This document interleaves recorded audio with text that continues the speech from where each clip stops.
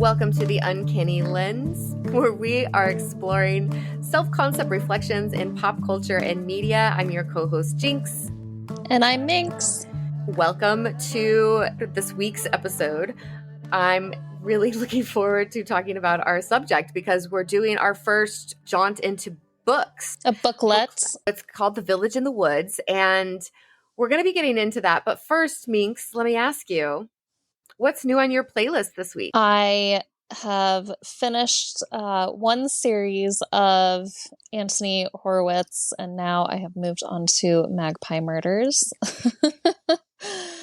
Which has also been made into a television series. I've not watched that, but yeah, I'm really enjoying it. It's another, murder mystery kind of story within a story. It's really good so far. Oh, and I did start watching the Great British Baking Show, some older episodes, because I'm really, really, really excited for the next season to be coming out, I think at the end of this month. So just a few days. So you're kind of pre-gaming for the new season? Yeah, exactly. I love that. I do that too.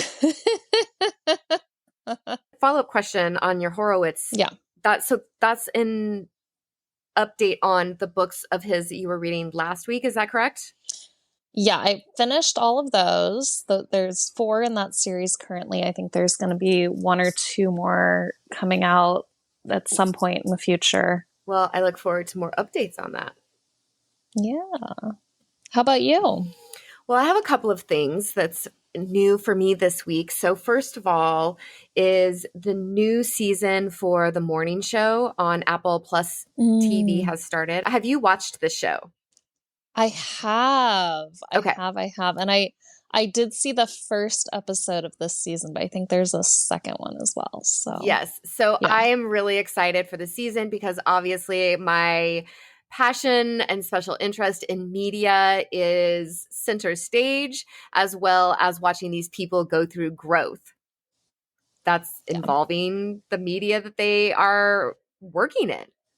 So I'm really excited for this season. The other thing that I've really been enjoying is this content by this woman named Jacqueline Atkins, and it's through my meditation app. So she has some meditations available, but also some talks and podcasts and other types of content. I also enjoy her meditations because they've given me a different way to meditate that is activating different things in my brain. Like I can feel different things firing off and new connections being made. And so that feels really exciting for me. Awesome. Okay, Minx. So what is new in your self-concept this week? Can you come back to me? Let's go. Let's have you go first. I am happy to go first. So what's new for me is that I am at this point self-diagnosed and just waiting to finish up the formal diagnosis process of assessments are for autism and ADHD. What it's changing in my self-concept is I'm realizing that the things that I have internalized about me being a piece of shit or being inadequate in some way, unlovable, that those things feel less. Now, I had truly, truly believed and internalized that the reason that I was beaten so much as a child was because I was obviously making everybody's lives difficult. I was obviously a difficult child. I really deeply, truly internalized that. And I didn't even know that until it started becoming obvious that I have something else going on. So what's been really great about this is it's creating a shift in my self-concept in that I am understanding that there isn't anything wrong with me, that my brain processes things differently and my nervous system processes things differently, and that it was absolutely not okay for me to be getting beaten up by human adults beating a child because I was complaining that I didn't like the way that my clothing felt on me or that I was having a problem eating a particular type of food because of the texture. I remember having like gagging as I would be trying to eat certain types of food and saying like, I cannot eat this, like literally gagging at the table and still being forced to eat it or face physical punishment. And processing a lot of grief around that because little me just absolutely did not deserve to be treated that way. Yeah. And it's atrocious and unconscionable that I was. It's incomprehensible. Like I actually have a hard time processing it. So that being said, what's new for my self-concept is that I'm realizing that I'm not this horrible, awful person that I have gone through decades of life believing that I was. Just a burden, just this horrible, awful person, because I just could not sit still or stop talking or, stop fidgeting or complaining about the way my clothing felt or how the light was hurting my eyes or sound. Yeah, so sensory sensitivity is like thank what you. And just learning how to talk about it all. But like I said, I'm still learning because I'm processing so much of it. And as we've discovered, I'm neurodivergent, so I'm processing things differently. The more that I do that, the more I just realize that I have more compassion and love for myself and the younger versions of me. And I'm realizing other things I still need to work on healing. So, all right, that's my answer. Have you had enough time? Thank you for sharing. Oh, yeah, thanks. I kind of like rushed by it too, because even now I still feel like, oh, I'm taking up too much space or too much time. I shouldn't be talking about this so much. And that's also partly because I'm a little bit insecure because I don't know the appropriate language yet. Like this is a very, very new discovery to me. And something I've been suspicious of, but wasn't really taking seriously until recently. And I just want to say that one of the reasons I've discovered this about myself is through the TikTok content that I engage with. And so I think it's really important that these types of platforms exist for people to be able to share their stories.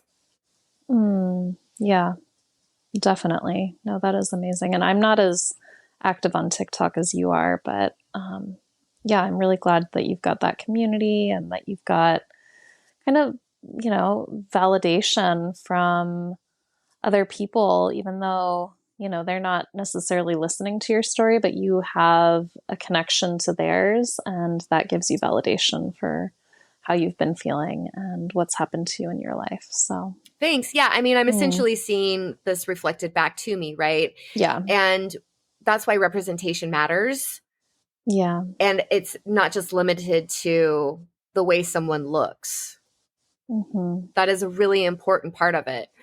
But there are a lot of stories to be told. Yeah. Yeah, definitely. Oh, well, for me this week, I've got like these weird aches and pains that I think just come with aging. And this is something that's new to me and my self-concept because I am now this like middle-aged person. And I've never really considered or like thought of myself in that way before. And so learning about how to take care of my body in a better way has been this new awareness that I think I've had very recently. And yeah, it's really interesting. It's this weird transition into a different time in your life that I don't feel like has a clear delineation, like a lot of other milestones, like graduating from high school and then you're like a young adult, or, getting your period for the first time and now you're like a teenager, or being born as a person into the world, right? So then there's this kind of fuzzy transition that we go through from adults, that adults go through, that kind of when we're transitioning into middle age, right? And I feel like that's what I'm going through right now. And it's really this interesting, subtle, small things that happen more and more frequently. And I don't hate it by any means. It's just a really interesting thing that I'm noticing. Like, oh, it's going to be a lot harder to get rid of 5 pounds than it used to be. It's going to be a lot harder to heal from an injury than it used to be. And my skin doesn't quite look the same way. And my bones don't move the same way. And everything's moving a little bit slower these days.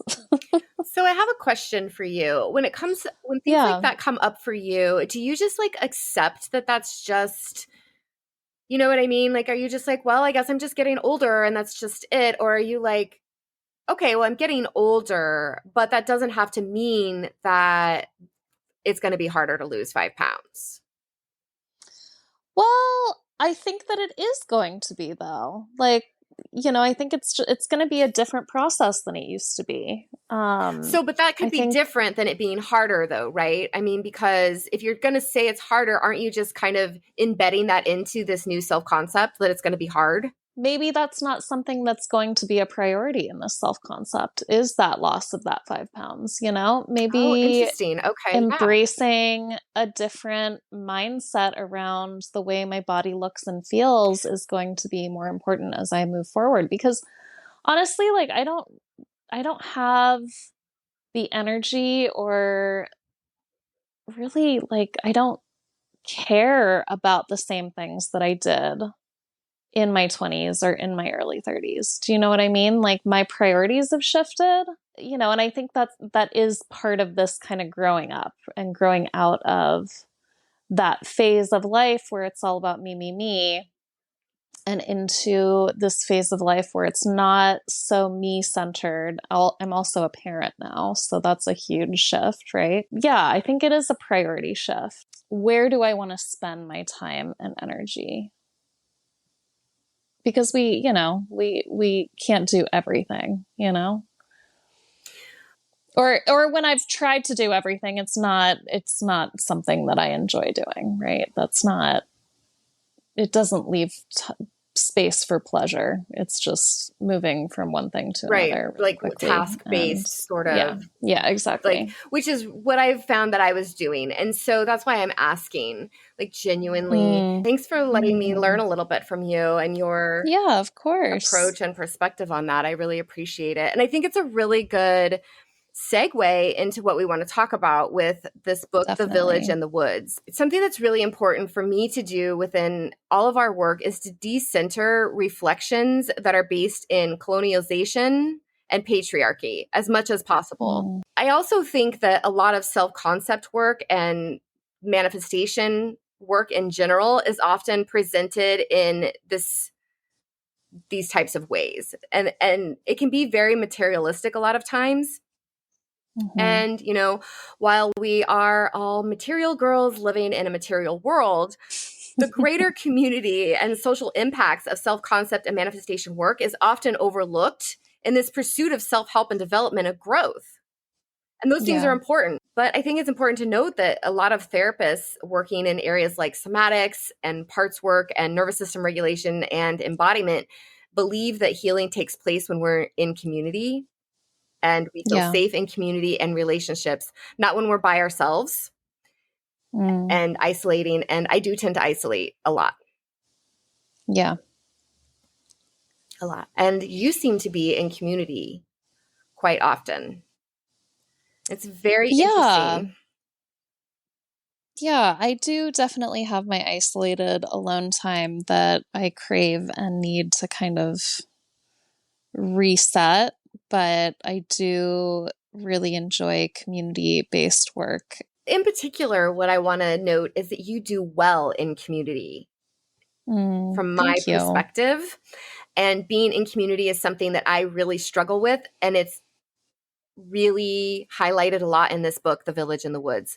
So this book is so great for exploring these concepts. And then if we want to get in our DeLorean and go back to last week when we were talking about all of these celebrity backlash that we've been seeing, right? This is sort of like a follow-up to that, right? That episode was very much about how to look at these things for yourself personally and what can you learn about these things? Why is it triggering to you? How can you work on, healing and your self-concept when it comes to these types of things?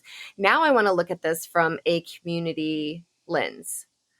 And what's great about this book is it really gets into a lot of this. And it even explains to me why I feel like I've often had a difficult time fitting in. And we're going to get into some of the archetypes that are discussed in this book. But I would say just right off the bat, I relate to the witch archetype the most. I was going to say. Yeah. Yeah, that makes sense. I very much long for community. I'm at the point in my life where I don't even want to fit in. I'm like, I'll just go make my own community.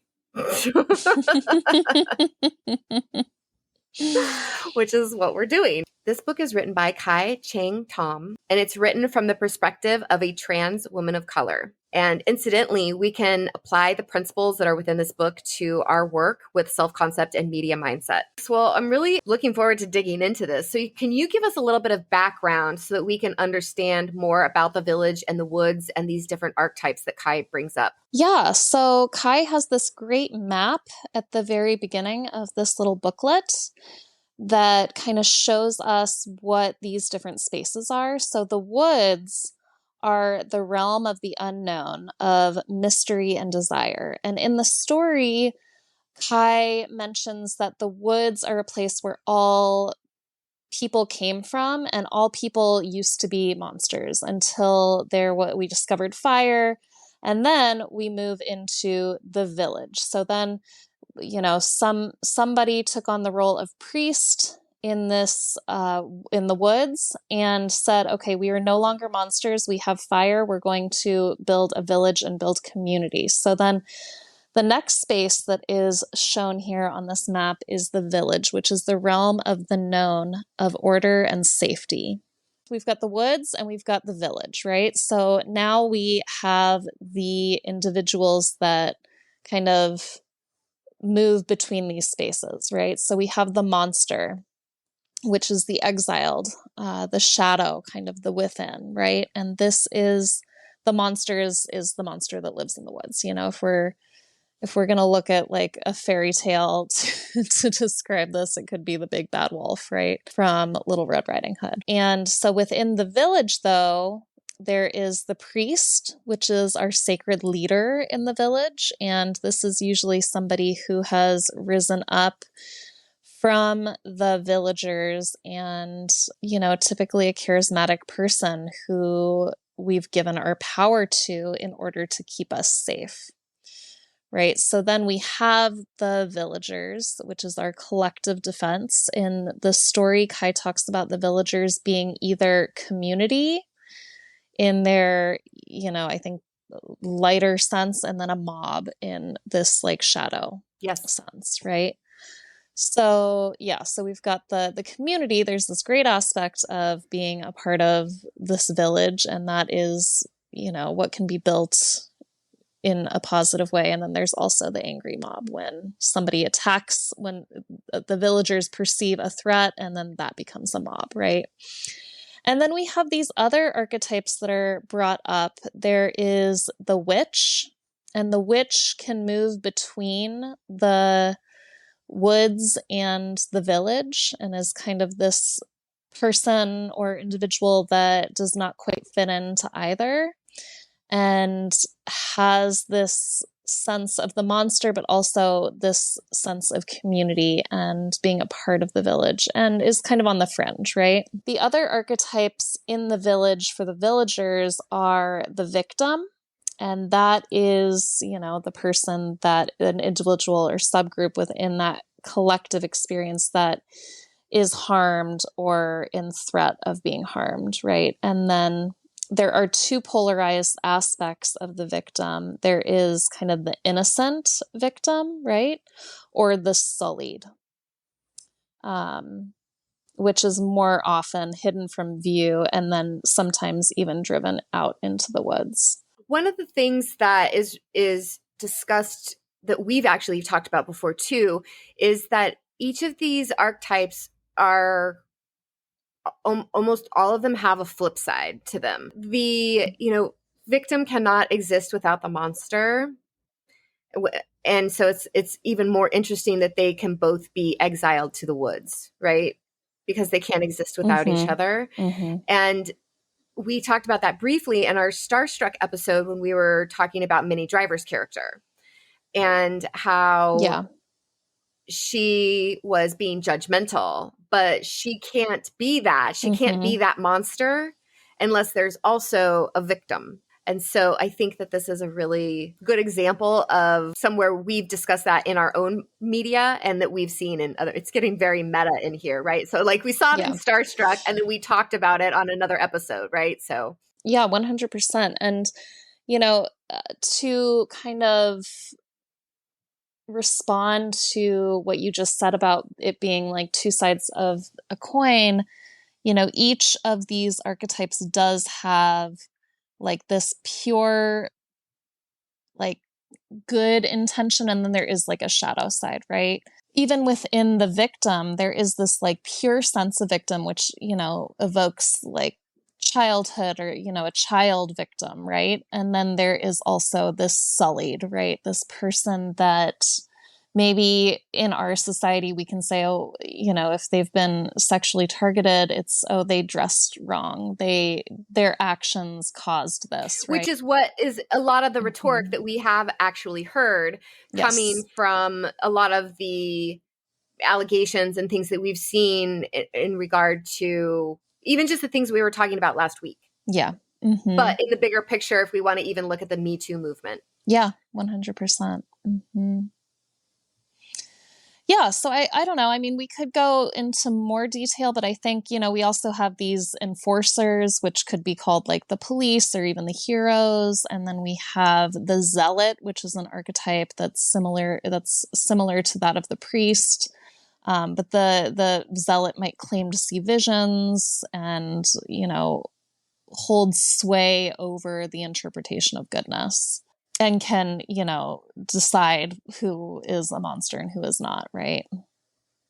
Right. And they stand to gain power from that position because they can often be chosen to become priests, which is also another word for politician or leader. Yeah. In a sense. And so we see this happen. We saw this happen probably over the last 10 years a lot. And we saw a lot of people who were considered fringe sort of personalities who are now sitting in Congress. Yeah.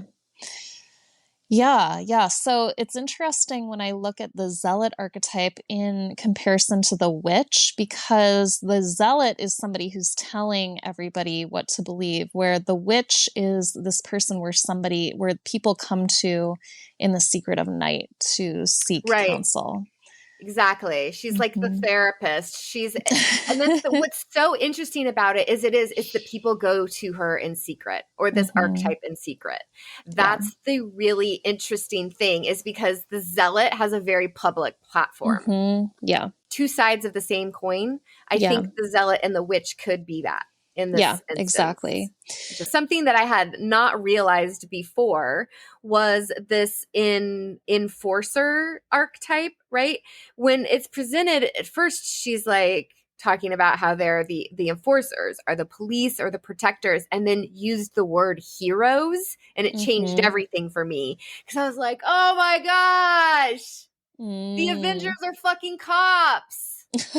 Like, you know what I mean? Like it started to hit different for me. Like, I don't know. I just keep using all of this like violent language around how it like entered my body. It was just like, whoa. Like, I guess I just had never put that together before. Yeah.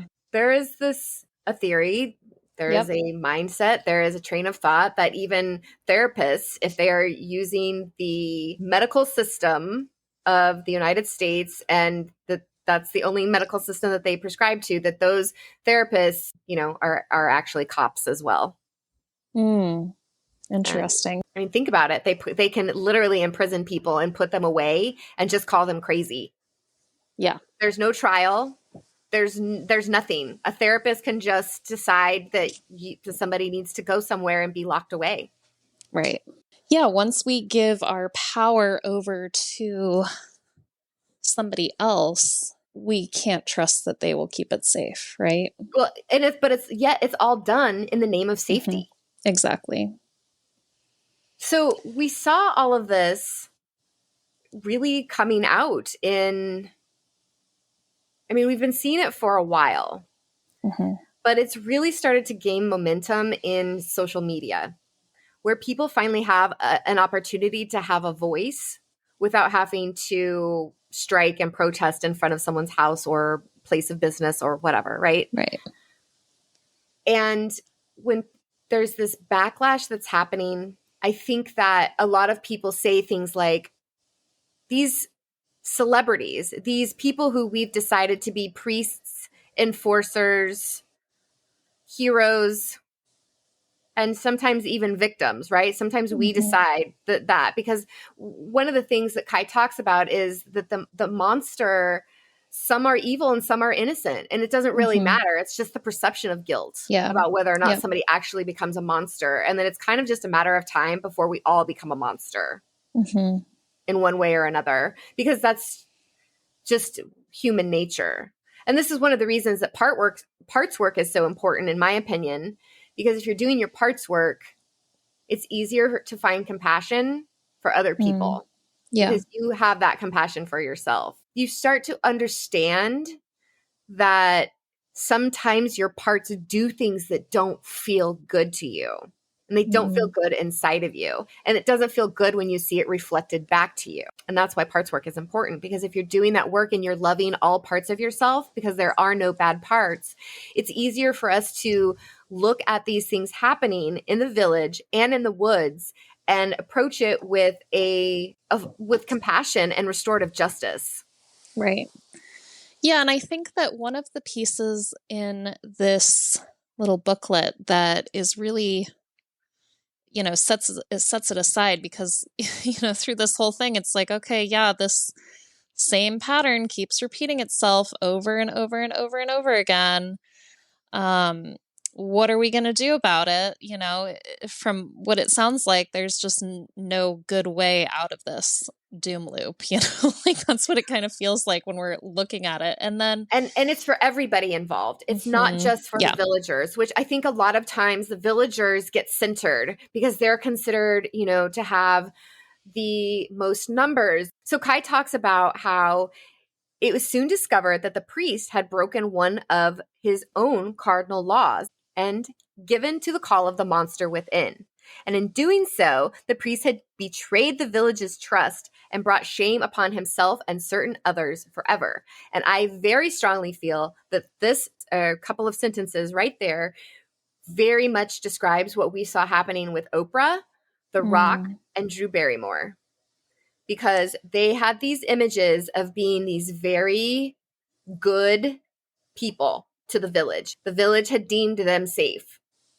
And then suddenly the village saw that they, had essentially put these people on a pedestal and that they were human and not these perfect images that has been marketed to us. And so now all they see is the monster. There's no in between now. There has been a little bit with Drew, right? We've seen that a lot of people are starting to show up in her comment section and saying, thank you for doing this. This is the right thing to do, because she did decide to pause the premiere of her show. What I find interesting about that language is she doesn't say anything about the production on her show. She says she's going to pause the premiere. I think that tells me that she's going to continue working on the show. Yeah. She's just not going to air the show. Right. And for those people who might not be listening to this as, the news cycle is coming out, like maybe you're listening to this in the future, we are talking about Drew Barrymore wanting to air her show during this writers and actors strike. And that's going kind of against what anyway, just some context there. Right. Somebody said it best when they said that she essentially threw an entire labor movement under the bus. Because if people see her as good, and she's saying, no, I'm not going to participate in this or have solidarity in this moment, then that does indeed throw the movement under the bus. Mm-hmm. Now, you brought to my attention this narrative that people are still pissed off, that there is no redemption possible for people like Drew or Oprah or Mila and Ashton. Like Kai points out, the cycle never ends. It's just now the mob doesn't have pitchforks. They have the comment section on social media. People say a lot, oh, these celebrities are so out of touch with reality. Absolutely they are, because they have created their own reality. And their mindset does not allow them to see the same things that all of the villagers are seeing, because the fucking villagers appointed these people as our priests, our leaders, our politicians, and our heroes and enforcers. Yeah. We did it to ourselves. This all is all a reflection of ourselves, right, and our own fears. Right. And then even desire to abdicate the responsibility for that, right? By just dealing with it, by working on our self-concept, by healing our wounds, by getting to the root of these fears. Instead, what we keep doing is assigning roles. You're a victim. Yeah. You're a pure victim. You're a sullied victim. You're a witch. You're a zealot. You're a priest. You're a monster.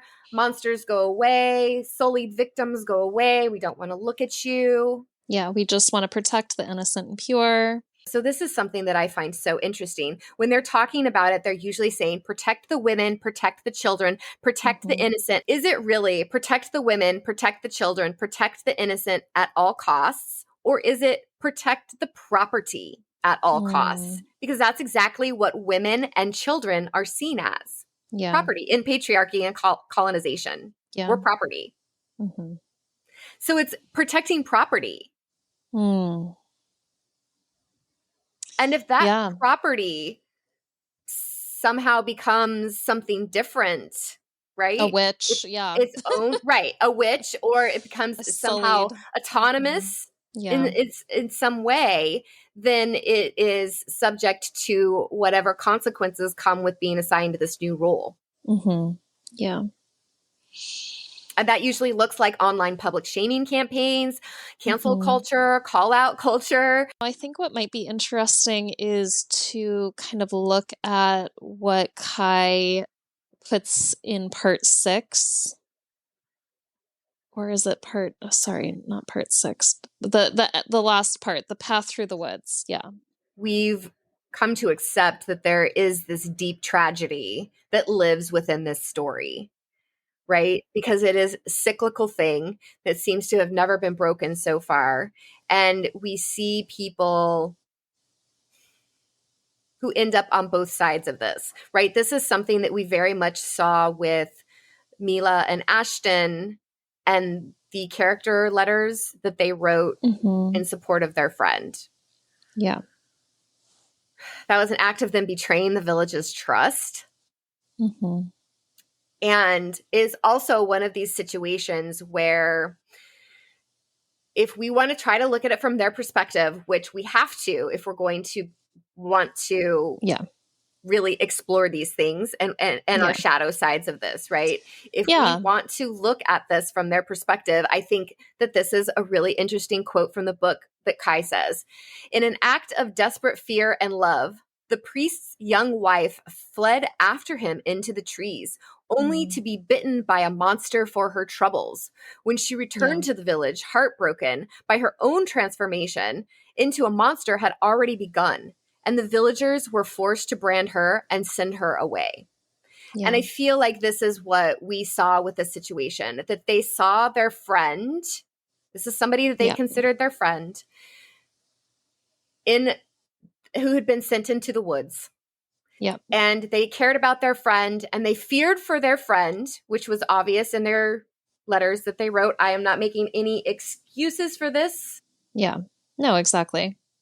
They loved their friend and they feared for their friend. And so they essentially fled after their friend into the woods.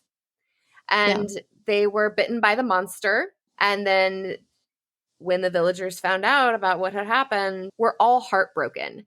Because, like we discussed last week, this isn't just about Mila and Ashton. These are about deeper things that have happened to us in our own personal lives. Yeah. And that we see playing out and reflecting back to us in the collective. And now we're talking about it from the community standpoint. And from a community, yes, it is upsetting when we see the people that we have appointed to priesthood, leadership. Yeah. To celebrity status in break this our case, hearts. right? Yeah, it's hard. It's hard. Yeah. Mm-hmm. But as you said, Kai has given us this machete, if you will, to start cutting a clearer path so that we can see how we can break the cycle. Something that I want people to understand about all of the things that we've discussed is that, as Kai says, let me tell you a secret, reader. Your path will always lead you back to the village, and it will always take you back to the woods. You can choose to travel in circle, always repeating the same story, right? The same patterns. Or you can move in a spiral, expanding ever outwards. The village and the woods can live in peace, or something like it, I have to believe. Yeah. So those ideas are to embrace complexity. So not thinking of everything as this, simple A plus B equals C. We do have to understand that there is complexity in every situation, right? So maybe back off some of the black and white thinking and go into some more of the gray areas. Exactly. Get out of your comfort zone, push up against your edges. Yeah. Yeah, 100%. Embrace your critical thinking skills and don't just assume that, if somebody tells you something that must be the truth, right? Really dig in and try to understand things from a deeper, more complex space. So expand capacity. So this is, really important because complexity is, pretty scary because it exposes us to uncertainty and risk. And Kai says, yet meaningful risk is necessary for both personal and social transformation.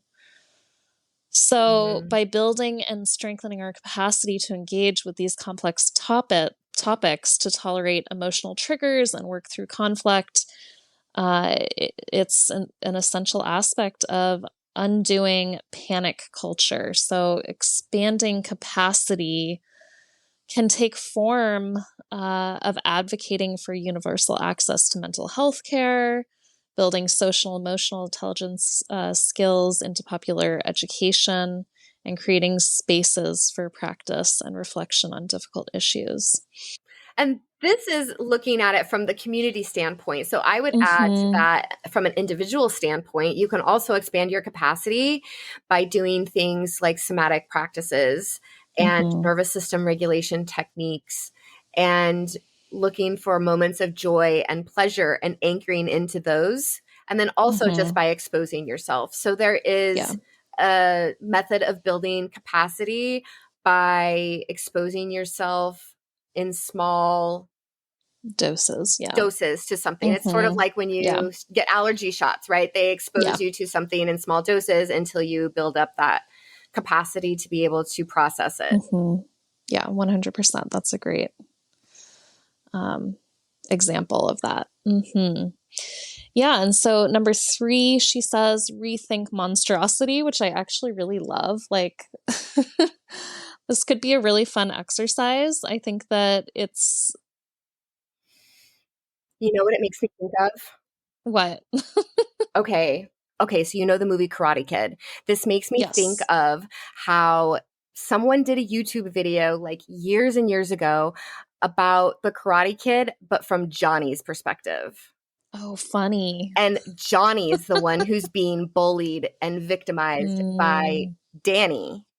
Yeah. Daniel, whatever he goes by. Right. And so what they essentially did with that was when Netflix did Cobra Kai, that's part of the story that they brought in was, let's look at Johnny's backstory. Why was Johnny the way that he was? And so that sort of makes me think of a way to look at that in like a fun way without it getting super heavy is, like you said, how can we take these stories and sort of turn them around and look at, I think that is really fun.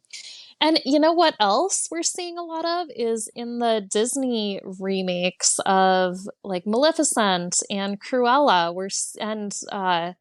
Even with the Joker, we're seeing these origin stories of these, so-called monsters, right? And what kind of brought them there, right? So I think that does help with compassion, and that does help with expanding our capacity. And just rethinking what is a monster.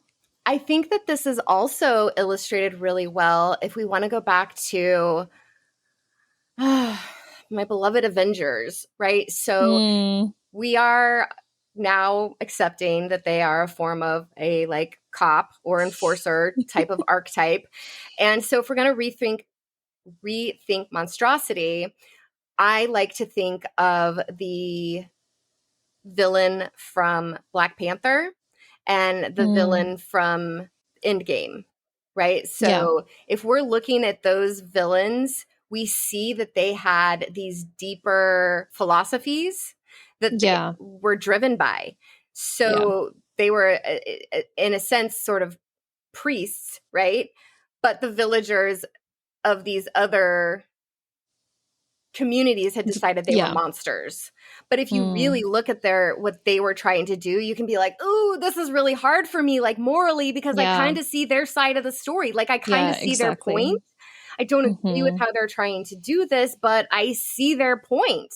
Yeah. Yeah, 100%. Yeah, and I think that also helps us recognize that we all have a little bit of that monster inside of us. We have to understand that the monster should be relatable to all of us because it lives within us all as well. The more we sort of reject or push that monster away, the more that it just grows in the darkness.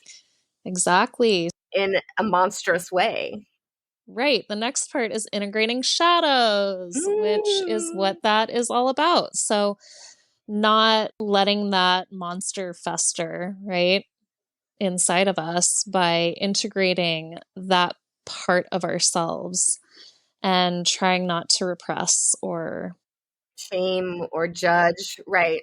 Right. Because again, like when you're doing your parts work, the book is called No Bad Parts. Like that was the first book that I read, and it really changed so much for me. It was such a helpful book for switching something to my self-concept because I really did start saying, okay, I'm not going to shame this part because that's just making me sick. It's just making me unhappy. It's making me manifest things in my life that I don't want to be manifesting. I want to love this part. So when we learn to integrate those shadows and give the monster love instead of abandoning it, I think we have the power to transform it, which is the next part. Transform rituals. Exactly. So, we do have all of these, this highly structured society of punishment and humiliation, right? And it starts even, Kai mentions, in our schools with children, and then with extreme senses like our criminal justice system, and that like shame and shaming is like a big part of religious indoctrination too. Like, you look at different religions and shame is a big piece of what kind of holds that together. Interesting that it's all things that are based in patriarchy and colonialization, because I cannot think of any indigenous practices that I have been exposed to, read about, learned about, or witnessed myself that include any form of shaming whatsoever. Yeah, agreed. Yeah.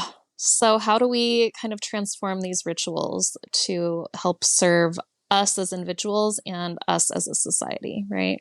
And by doing, I think that encouraging heresy is a part of that, right? So encouraging questioning. If we're not allowed to question this platform, these traditions, this paradigm, how can we, hope to transform it? So yeah, speak Well, freely. and that also would include integrating the witch archetype that lives within all of us, right? All of these Mm-hmm. archetypes live within all of us as well as Yeah. in addition to being in our community. But when we are able to embrace that witch part of us, then we are Yeah. also able to, I think, critically think more Yeah. freely. And Mm-hmm. like Kai says, the witch goes between the village and the woods. Yeah. So Yeah. she has a little bit of information from everybody and Yeah. is able to sort of see Both of those sides. Yeah. she sees something different than the priest sees. Mm-hmm. Yeah. Yeah. She maybe sees the beauty of the monster Mhm. too, right? Right, exactly. Yeah. Which is something that Kai even opens the book with. To the villagers, bless your pitchforks, and to the wolves, bless your teeth. Yeah. Exactly.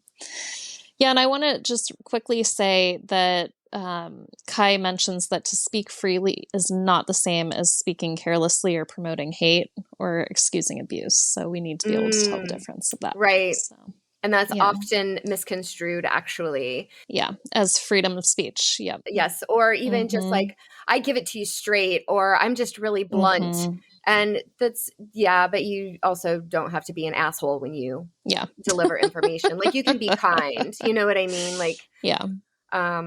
So, okay. So then how do we get that into the next part of this then? What's the final step here? Cultivating emergence. So, what Kai says is we cannot now nor ever regulate human relations to the point that all is predictable and harm is impossible, right? That is not realistic, nor is it ultimately desirable. We want to have pleasure, creativity, sensuality, spiritual development, and the experience of deep human intimacy. And those are the life-giving things that require presence of mystery, spontaneity, in addition to baseline safety and stability. So finding this balance between safety and freedom is this core piece to resolve the struggle between the villagers and the woods. Oh, and it's just so beautiful how it really does require all of those other steps, though, before you're even going to be able to do that. Yeah, I think she really outlines it beautifully in the end. And well, even just the visual. Yeah, exactly. Of it being a spiral that's expanding outwards is 100%. I just see beauty in the spiral. It's just a very beautiful, it makes me think of those geometric shapes in nature and things like that. That's just really beautiful. Fractals, fractal patterns. Yes, that's it. Exactly. I couldn't think of the word. I'm so glad you did. Thank you. That's exactly it. Of course. The thing that really brings this all home for me is that Kai says, we will need to trust that we have the skill, the will, and the courage to be with whatever comes. We will need to learn to love both the village and the woods. Yeah. If we just all were able to take that approach, to remember that as we are engaging with media, as we see these news stories come up, as we feel these breaking news stories move into our body, right, and activate us, because everything's like bottom up, right? So it activates our body, and then it starts getting up into our head and activates our thoughts, which then starts getting into our emotions, which then goes back into our body if we're not releasing them, and can make us sick. So get that shit out of your fucking body. But it's okay to be angry about this stuff too. And I think that we need to kind of, Yeah, I agree. But there are somatic practices. Yeah, exactly. We can do that help us release that. We don't want to hold on to this. We want it to go, we want to process that. We want to be able to process the anger, understand where it's coming from, which is not always the easiest thing, and then try to show compassion and understanding. And, I think that that's kind of where, and that's understanding compassion for ourselves and for each other, right? Well, yeah, because I think it was Louise Hay that said, when you're judging something else in another person, I'm paraphrasing this, but that's a indication that what you're judging, either if you did that thing yourself, you would hate yourself for, you would really judge yourself for, or it's something that you could never imagine yourself doing because you're judging it so much. And to step away from that judgment and instead look at it through the eyes of complexity and compassion. Yeah. Yeah. Awesome. Well, that feels really good. I feel really good. Yeah, me too. How are you going to take everything that we've discussed and use it to, you know, embody everything that we've been talking about and integrate it into your self-concept? Yeah, I'm really excited to learn more from this witch archetype. And as I age and grow older, I kind of do feel like I'm learning more mysteries of the universe, and I have more knowledge and wisdom to offer as well. So that's a really fun space for me to try to embrace more of and love into. How about you? The thing that scares me the most in a lot of this is this encourage heresy. Seeing as how I identified earlier as the witch archetype a lot of times. I mean, obviously we all go through the different archetypes, but I mostly identify with the witch archetype, I would say. That feels scary. Even this is a little scary, where we're talking about some pretty radical ideas. And it's radical transformation that I feel is necessary if we want to be able to experience the joy and happiness that so many of us say that we actually want in life. Yeah. So again, I'll just go back to this last line. We need to trust that we have the skill, the will, and the courage to be with whatever comes. And doing the parts work that I've done and continuing on with my affirmations and the other work that I do to learn how to soothe myself and give myself the parenting that I did not get, and all of those things combined, right, is what makes me feel like I can do it, even if it feels scary. Yeah. So I'm just going to move forward with the knowing and trusting I have the skill, the will, and the courage to be with whatever comes. That might be a new affirmation that I actually put into my phone. I have an app on my phone that delivers affirmations to me throughout the day. Oh, I love it. Stay on top of it. So that might be one that I add. I really like it. I know and trust that I have the skill, the will, and the courage to be with whatever comes. Yeah. And that's you all beautiful. Have it too. That's right. Oh my gosh, this was so great. Thank you so much for talking with me about all of this today, Minx. I really appreciate it. This was such a delightful book to read in the midst of all of the celebrity pop culture media backlash that we're seeing right now. And if you as our listener really enjoyed it, you know, of course, we want you to share, subscribe, like, follow, rate, do all the things that we like you doing to show your support for us. And if you're listening on Spotify, of course, interact with our poll there. But follow us on social media as well, because this is the final episode of our first season. And you want to make sure that you're keeping up with us on the socials so that you know when our new season begins later this fall. Yay. In the meantime, we encourage you to keep working on your self-concept. We love you.